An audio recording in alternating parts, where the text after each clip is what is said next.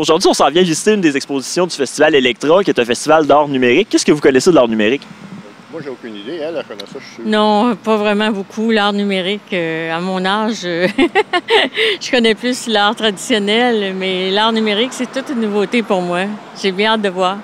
Parce que tu as étudié les beaux-arts, si je ne me trompe pas, c'est ça? Oui, oui. Sauf que quand on essaie de dessiner comme Botticelli ou Léonard de Vinci, on est loin des arts numériques. C'est quoi l'art numérique? Moi, j'ai aucune idée, là. J'imagine que ça doit ressembler un peu à l'art abstrait, non? Sûrement qu'il y a des liens à faire avec ça. C'est de l'art qui dépend des nouvelles technologies, essentiellement. Donc, ça va être des lumières, des trucs animés par ordinateur, etc. Ce qu'on s'en va voir spécifiquement, c'est de l'art lumineux et cinétique. C'est-à-dire que les pièces vont être assez sombres, puis on va plus observer le mouvement de lumière dans certaines pièces. Ce que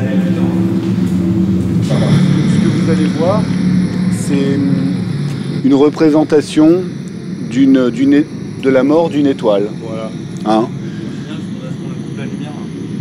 D'accord, oui.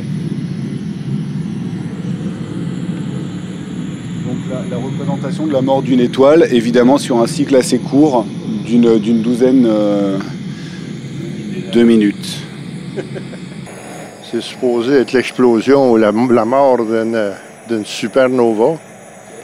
Premièrement, il y a beaucoup de son. Il faut bien qu'il fasse du son parce que c'est un peu son et lumière. Quand on sait que dans l'espace, il n'y a pas de son, c'est l'imaginaire de l'artiste, finalement, qui s'exprime.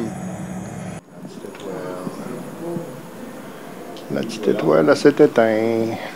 Ce que je trouve formidable, c'est que j'ai eu la chance de voir plusieurs peintures abstraites qui se transforment au fur et à mesure, en tout cas du mouvement, en tout cas de la lumière dans les couleurs, et les couleurs dans la lumière. Je trouve que c'est la peinture abstraite mise en mouvement.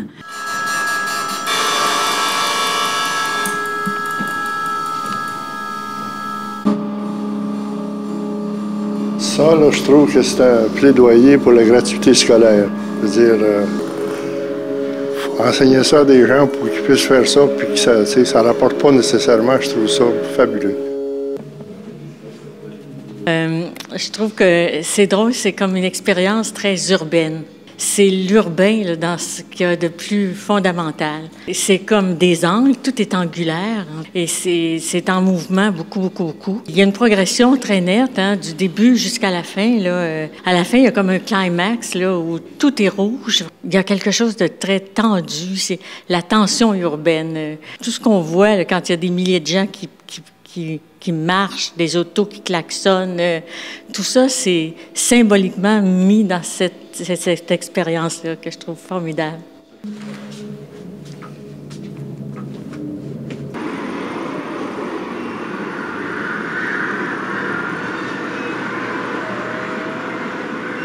Je trouve qu'on n'en parle pas assez, mais la dimension du son est extrêmement importante. Hein?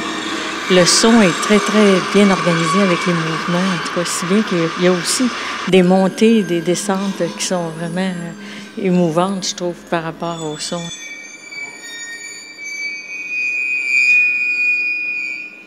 Assez fascinant. Ce que j'aime de ça, c'est une idée simple, mais travailler, là, vraiment bien travailler avec. Faire tout ça avec un bout de corde, tu sais.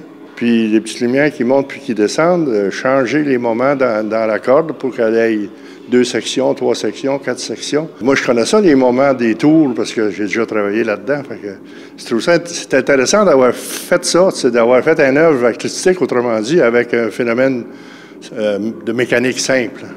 C'est que le son n'est pas agressif. Tu sais. Le son t'accompagne, là, il ne t'agresse pas. C'est plus calme, on est plus relax là, à regarder.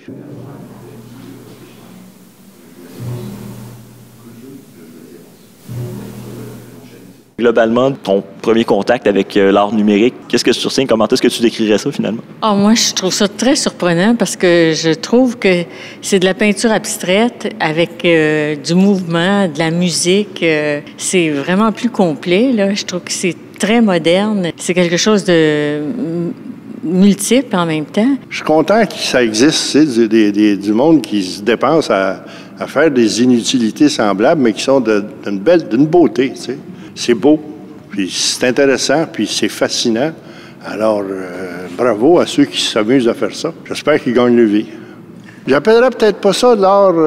moi, j'appelle ça numérique. Ouais. On va dire que c'est de l'art numérique. C'est ça qu'ils ont choisi comme nom, ça. On va dire que c'est correct. Oui.